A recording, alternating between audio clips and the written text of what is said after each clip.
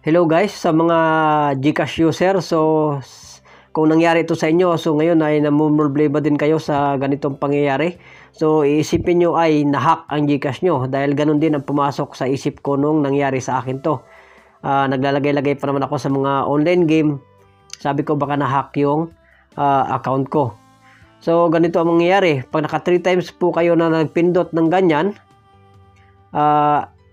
nag-password kayo tapos ganyan ang lalabas, something went wrong.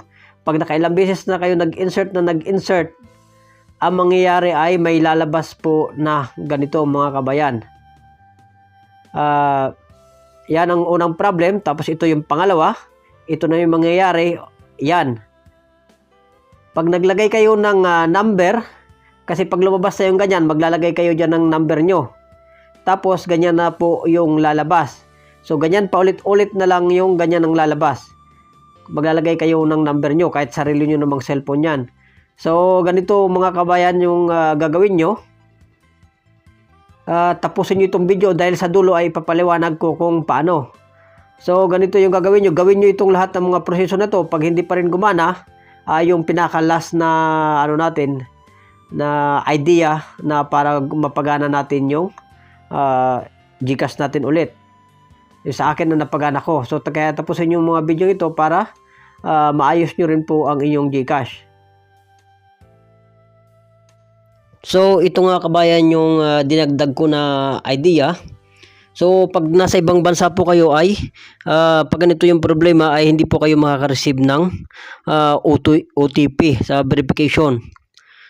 Ano po yung gagawin nyo para maka-receive po kayo ng verification code?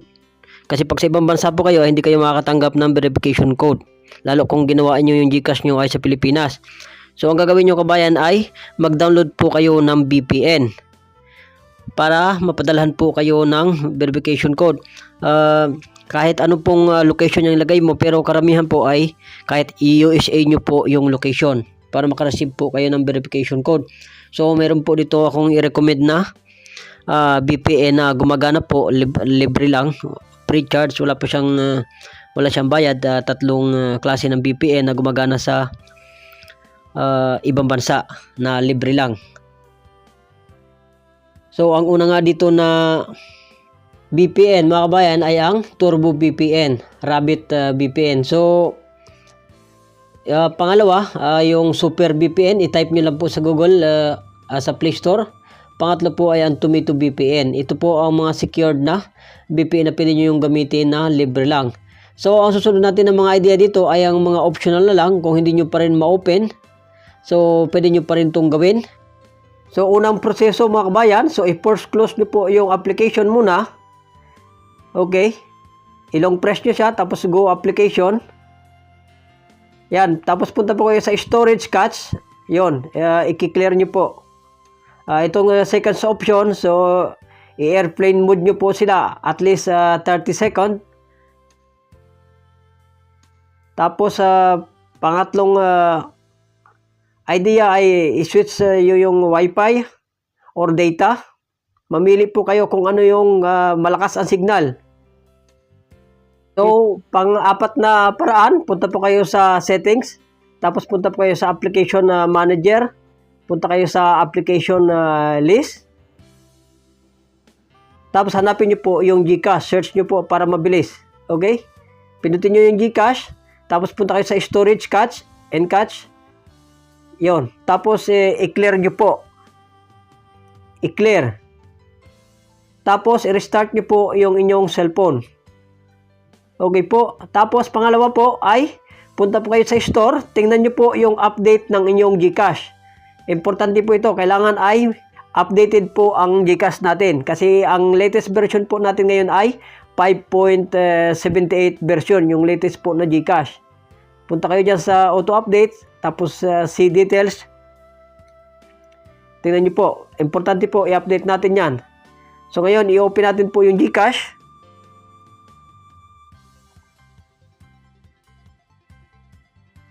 Ngayon itatry na natin mag-login. Kung makakapasok tayo.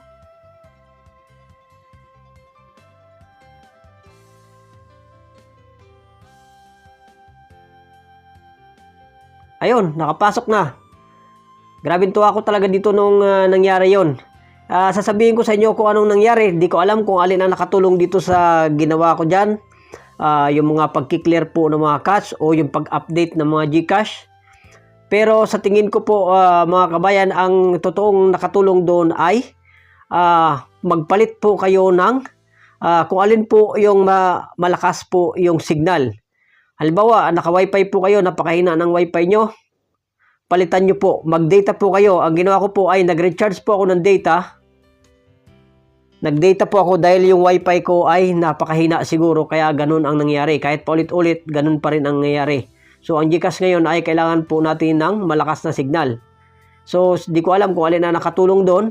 Basta ang ginawa ko lang ay nag-data ako. Pinalitan ko yung wifi, naglagay ako ng load, nag-data ako para lumakas yung signal. Yan yung last na idea ko. Alisin nyo yung wifi, palit po kayo kung alin ang mas malakas na signal. Mag-data kayo kung kailangan, mag-load kayo, mapagana lang yung GCash nyo. Sana makatulong ito mga kabayan. Ayan, nag-congratulations siya account, tapos nag-verification siya ulit, nag-take siya ng puto. Tapos ayan, pinapunta na ako sa dashboard, tapos yun ma-open. Na-open ko na. So sana makatulong itong video na ito mga kabayan. Maraming salamat po. Please subscribe.